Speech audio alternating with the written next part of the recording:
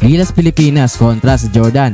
Ang mananalo nga dito ay makukuha ang gold medal at ang matatalo naman ay makukuha ang silver medal. Wala pang ang talo sa kompetisyon na ito ang Jordan, habang ang Gilas naman ay ang tanging kupunan na nakatalo sa kanila ay ang makakalaban nila ngayon sa gold medal match na Jordan.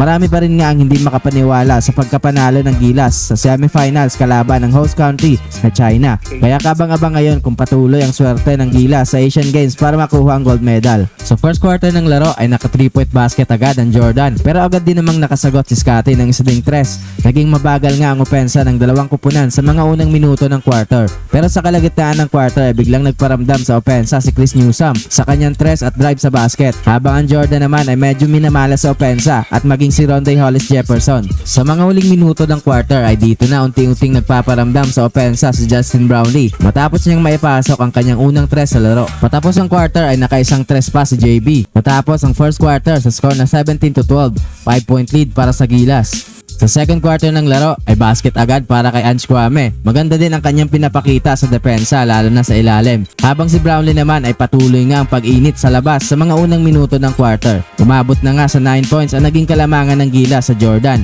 At 6 minutes remaining ay umabot na sa double digit ang lamang ng Gilas sa isang jumper ni Kwame. Naging maalat nga ang shooting ng Jordan hanggang sa kalagitnaan ng quarter. Nagwawala na nga sa bench ang isang player ng Jordan. Unti-unti na rin ang nagpaparamdam sa opensa si Kwame. Pero sa mga huling minuto ng quarter ay biglang nagkaroon ng run ng Jordan sa kanilang dalawang sunod na 3-point basket. Bigla na ring uminit si RSJ sa laro kung saan naibaba na nila sa dalawa ang lamang ng Gilas. With 2 minutes remaining ay naitabla na ng Jordan ang score sa laro. Natapos ang second quarter sa score na all 33. Sa third quarter ng laro ay nakuha na ng Jordan ang kalamangan sa isang jumper ni Rondae Hollis Jefferson early in the quarter. Pero agad din namang nakabawi ang Gilas ng isang 6-0 run courtesy of JB at Newsome. Patuloy pa rin nga ang pag-init ni Hollis Jefferson sa mid-range. Naging back and forth nga ang opensa ng dalawang kupunan sa mga unang minuto ng quarter. Isang 3-point basket naman para kay Oftana with 5 minutes remaining para gawing 4 ang kalamangan ng Gilas. Medyo gumanda nga ang opensa ng Gilas sa quarter na ito. Patapos ang quarter ay naipasok pa ni Japet ang kanyang layup at the buzzer kung saan umabot na nga sa 10 points ang lamang ng Gilas sa score na 51-41. Sa fourth quarter ng laro ay nakatres agad ang Jordan, pero agad din namang nakasagot si Oftana. With 7 minutes remaining ay gusto pang i-posterize ni Hollis Jefferson si JB,